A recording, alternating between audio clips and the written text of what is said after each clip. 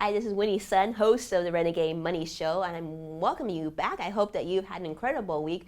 I'm excited to introduce you to my guest and friend, Mr. Leonard Kim. Leonard is a personal branding expert and founder of Influencer Tree. He also produces content globally, and millions of people follow him and what he has to say.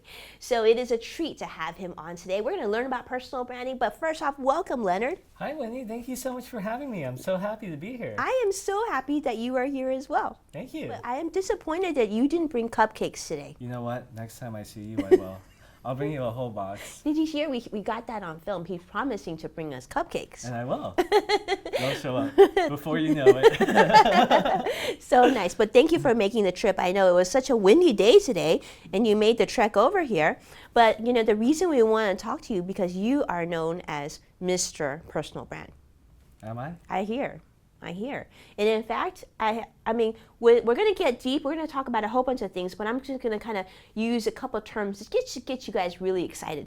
The name Kim Kardashian comes to mind. I don't know. My last name's Kim. Do I look like her? Maybe. It just might be. Well, I know that you are you founder of something really, really cool. Mm-hmm. And so I wanted you to talk about that just a little bit so you could share with our audience what it is that you do on a day-to-day basis. So I own a company. It's called Influence Tree. What Influence Tree does is it teaches people how to build out their personal brand, grow their social media following, and get featured into publications, much like you have yourself. So this is what you do. This is your business. Mm-hmm. And what I thought was interesting is, some people learn what their profession is through school. Some people, go through certain programs, but you actually learn it from yourself. This was something that I read your bio. You were at a place where that was kind of dark. It was pretty dark. Right? So let's talk about that a little bit. I mean, obviously we're bright and happy and you've got a flower on, everything's great. Right. You're anything but dark. So what was your past looking like? So I worked at a lot of different startups, and back in 2008, I decided to go work in real estate. Okay. And I was lining up all these deals. I'm like, I'm going to make 50 grand a month. This is going to be amazing. Then, as you're pretty familiar, Bear Stearns went down in the fire sale, and I'm like, what's just happened to all my commissions? What am I going to do? Is it still coming? That's what I was thinking. I'm like, we had a 1003 sign. We had all these deals done, and the banks were about to fund. The next thing you know, that financial crisis just happened. And I'm just sitting there going, my $50,000 a month turned into zero. I have no idea what to do. So I tried to save those deals for a while. Didn't really pan out. Next, I moved into working at an investment fund because I'm like, if the real estate market's not big, the investment market has to be amazing, right? And bad timing again. It was still 2008. AIG went down in that fire sale too. And I'm like, wow, I have a lot of bad luck. So I decided to start working at a startup. Then that didn't work out too well just because we got a lot of top heavy and that fell apart. Then afterwards, I started working on a few other side projects. But I mean, I had so many failure after failure after failure where I got to the point where I'm like, I can't really keep trying anymore. I stopped paying my electricity bill. I was showering in the dark. I was getting my microwave, taking it out into the hallway of my apartment complex just so I could microwave the burrito I bought at 7-Eleven. Oh, man. Were you living in LA at the time? I was. Wow. Then after that, I got that eviction notice. And I'm like, what do I do? I'm like, Mom, I'm going to go live under a bridge. Bye. And she calls my grandma. My grandma disowned me when I was 16 years old. And she gave me a call, and she's like, hey, you could come live with me. I'm like, I thought you disowned me. What do you mean? So she picked me up, forced me to live with her. For the first few months, I played video games. I'm like, I don't want to do anything. How old were you at the time, Leonard? This was 2010. It's 2016. I'm 31. So like in mid-20s. 25. Wow, 25 years old. So basically you had to move in with your grandma and who you thought disowned you. And I read that you were eating rice and soy sauce. Oh, that was back a long time ago. Wow. Like, remember when those Twin Towers were hit? The economy kind of got messed up. And back then when I was a kid, like 17, like my mom had her own business, but that affected her business, and we had to sell all the furniture in our home and all this stuff, so that wasn't fun either. Well, so you've experienced this almost twice in your very young life. Maybe more. Maybe more. Wow, so then a lot of people would think, wow, like you just feel like you have one thing after another, like you just can't get something right, right? And everything, the cards are always against you. And some people might say, well, maybe I'm just bad luck. That's what I thought. Did you think that? I'm like, everywhere I go, things just die. But then how did you go from that to now everybody you touch? It's like now you're like the fairy godmother of content and personal branding. One of the things I realized is I was looking at how people were becoming successful, and they all had this hero story where they talked about how they came from where they were and got to where they are. And if you look at the textbooks, you see people like Woodrow Wilson, Helen Keller, and all these different people. They're all painted as like perfect pictures, and you only see one part of their life. So you're like, I can't ever be like Woodrow Wilson. I can never be like George Washington, because they look like they're perfect in the textbook. But little do people know that there's a backstory that got them to where they are. So when I'm reading that textbook, I'm like, okay, here's me, and here's where I want to go. But then I can't do this because this person's perfect, so I can't relate. So the people who differentiate themselves, they show their hard times and they show how they went from here to here. I'm like, I have no good times. I'm just going to share my hard times. And at first, I thought I would be like ridiculed. I thought people would be like, oh, you're such a loser. You're so stupid for making all these bad decisions and then almost ending up homeless. But within the first 6 months, I had 2 million views on my content. Within a year and a half, I had 10 million views and about 20,000 social media followers. So let me talk about the content. Is it mostly, I know that you write a lot. Are we talking about written content? We're talking about video content. It's written content. Written content. Okay, good. So your written content resonates with a lot of people. People are reading it and, and following you. And like you said, you get to 20,000 followers on social media. Okay, next. And now, what's it, 3.5 years in? I think I have like 220,000 followers on Twitter. If you add everything else up, it's probably like 400,000 right now. I have verified profiles on like everything. I've been featured in like, I don't know, 30, 40, 50 different articles. And like everyone's just talking about me, and everyone's like, how did you do what you did? And that's why I created that Influence Tree course. Right. Like back about when I had around 10 million views, I wanted to create a different type of business, a website builder actually. Kind of like Squarespace, Volusion, and those types of things. But I realized this costs a lot of money. I don't know how to program. I don't know how to check to see if everyone's doing what they're supposed to be doing. But while I was building my way up to that point, a lot of people were like, Leonard, teach me how to do what you did. Teach me how to do what you did. And all of a sudden, it just came to me. Maybe I should just teach people how to do what I did. It's like people keep knocking on the door, right? I love that. So then that's when you came up with this idea to help people develop what you did actually very organically. Well, before I even started doing that, I'm like, let's see if this actually duplicates and works for other people. So some people who just watched my success, they copied the basic elements of it and they had success themselves. I tried it on people who I didn't know and just worked on them for like 3 months, and they kind of duplicated the same success too. And I'm like, oh, there's a science behind this. There's an exact formula on how to get this done. And by figuring that out, I'm like, this is easy. You I can just package this it. up into a course, teach people how to do this no matter what industry you're in, whether it's finance, real estate, cooking, whatever it is. You could go out there, follow this blueprint, and just go out there and create massive success for yourself. Right, right. Well, let me ask you this. A lot of people would be interested to know this, because it seems like you built it very organically. You figured out what you wanted to do, where you were, and the place that you wanted to be. So did number one, did you build it just organically, or number two, were you strategic in building it? When I was first building it, this is what happened. In 2013, I was working at American Honda in a contract position, earning about $16.24 an hour. That's not bad. Which is about, when you skip work, about $30,888 a year. Right. Which I kind of spent like maybe half of that in the last month alone. So it's kind of crazy when you put that together. I was like earning that little money, and I was working at the company for 2 years. And I got to the point where Obamacare came out, taxes raised, and I'm like, oh no, I can't even afford lunch anymore. So I got to the point where I was sick and tired of being sick and tired. So I went out there and I created content. I didn't have a strategy on my content. I had an overall like viewpoint of maybe I need to tell my story in this particular way to get it to work. Right. But I didn't have a full strategy of I'm going to do this to make it work.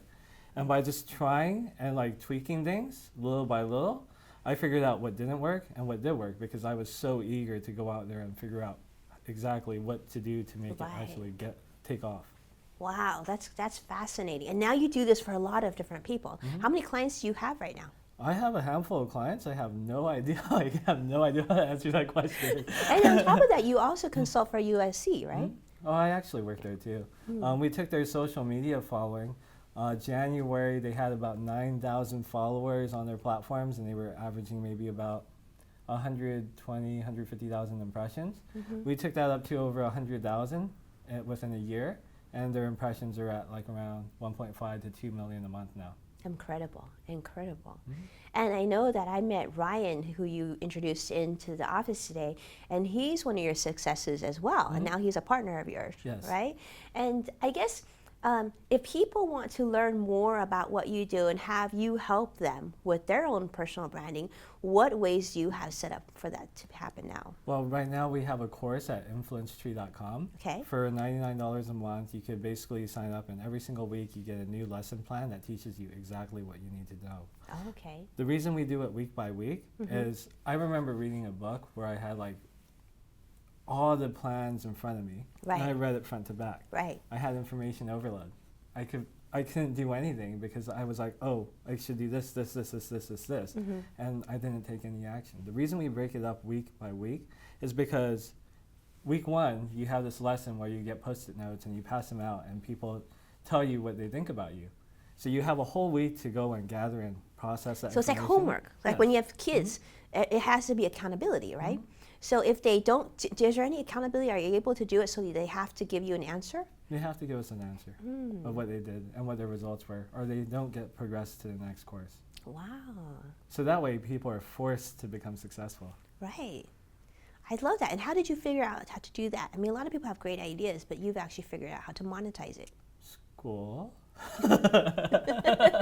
I mean, comparing it to the school model, like people pay, what, 50 grand, 100 grand for a master's degree program.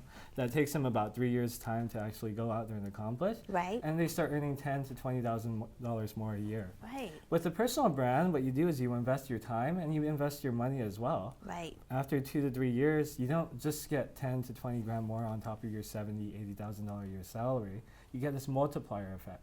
Like last year, I made like, I don't know, 30, 40. And this year I'm making like over twice that, maybe 3 times, maybe 4 times, something like that. You get this multiplier effect with your income. Right. But then if you just go on a steady path, then it's always stagnant. Like next year I should probably break 7, 8 figures. And it's just crazy how when you invest into your personal brand, you just have that escalating ladder where it's not a steady ladder that goes by time. Right, it's like a multiplier. curve like this. That's incredible. Well, I love this. This was huge. And so let me ask you this. Tell us, what else what other tidbits can you give? Plus, we need to talk about the Kim Kardashian example. Can you talk about that? Because someone on my team, we've been doing some research on you, and there was a comparison between you and Kim Kardashian. Can you talk about that model for us? Well, Kim Kardashian, first she needed to get attention. The first thing you need to do before you do anything is you have to make sure people are noticing what you do. And right, absolutely, because if they don't know who you are and what you do, you don't exist. Yeah, and we don't recommend ever doing this, and it probably wouldn't work today, but she made a sex tape and people were like, who's this Kim Kardashian girl? So she brought attention to herself. And maybe not the best way, but she brought attention.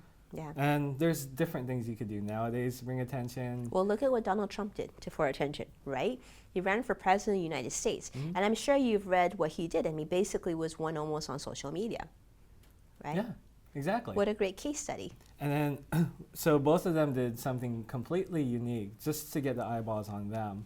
Once they had the eyeballs on them, they realized that they needed to pivot to show what their true message was. And that was Kim Kardashian creating her reality show. And people are like, oh, she just walks around every day just being herself. Right. But she really honed in on a niche, which is the beauty industry. And she got partnerships from them. All these different people pay her. And now she has this partnership with Shoe Dazzle and all these different companies like Belle Noel, where she has her own lines that are making money for her. And when she goes and endorses a product, people pay her millions of dollars to do that. Millions just to show up to a club. And that's all because she built up that personal brand and took it from one level to the next to the next. So she pretty much strategized out her whole career. She's like, first I need the attention of the regular people. Then I need the attention of the media. Then I need to make sure I use all this attention to go get deals with large companies to back me and start my own businesses. Do you think she was the one who created her personal brand, or do you think she had help? She probably had help from her mother. So her mother is the brains behind the personal brand. I mean, they probably worked on it together and sat together and planned it all out. But I mean, it's really rare when you see one person planning all this out by themselves. It usually takes a team effort to really pull things together. But you were able to do it by yourself. That was just because I got sick and tired of being sick and tired. Like, I can't be here anymore. I want to eat lunch. You that want was a my motivator. underlying motivator. It's like, I need to eat lunch. I didn't eat lunch for a year, and I'm like, oh no, this really sucks. Yeah, no, I understand. I mean, people always ask me why I went into the financial industry. It was because my parents actually declared bankruptcy 3 months before I started college. And so I remember not just need to pay for school, but wanting to make sure I could help my parents keep the house, right? There has to be that driving motivator. And so I love that it came from a deep place. Now you're doing fantastic. You got a flower on your shoulder. I mean, you've got a lot going on. What can we see from you going forward? What's in chapter 2? Chapter 2 is basically helping all these other people get to where I'm at, because I mean, why does it matter if I'm successful? It really doesn't. What matters is every single person I could help along the way, such as yourself, Ryan, everyone else. Because I mean, if all you people are successful, then I did my work. I don't need to be on the face of anything. I could just hide in the background and be like, hey, look, all these people are successful because of my help. It feels good, doesn't it? It does. Yeah, I understand that too. I feel the same way when I help people manage money. I just love it when they're able to get to where they need to be, and we just had a little part in it, right? But it's really, the hard work was really done by them. Yes. We just happened to be able to keep them company. We're able to guide them and push them into the right Absolutely. direction. That's what I feel is the most important part, because it's just so easy to get lost and confused on exactly what you want to do, and just having that direction, that's the most important part. And I love that you have that accountability through your program. Like every week, you know, people can just kind of follow. That's wonderful. Well, how can we follow you? I know you have a big following on Twitter. And so what's your Twitter handle? Is it all the same on all the different channels? Well, on Facebook, it's Leonard Kim. Okay. On Twitter, Instagram, and everything else, it's Mr. Leonard Kim. Okay, it's either Leonard Kim or Mr. Leonard Kim, so that makes it pretty easy to follow. And you're a pretty memorable person, so he looks like this, so you'll be able to know how to follow him. Well, thank you so much. This was very eye-opening and informative, and I felt like I learned quite a bit just in the short amount of time that we've got to spend together. Thank you so much for having me. Hopefully we can do this again sometime. For sure. And you'll see cupcakes sooner than later. Oh yes, cupcakes are very important. Okay. That's a way to your heart, right? No, I just love being in the presence of people like you because I learned so much from you. So I hope that everybody listening and watching did the same. Thank you. It's such an honor to be here. Oh, thank you.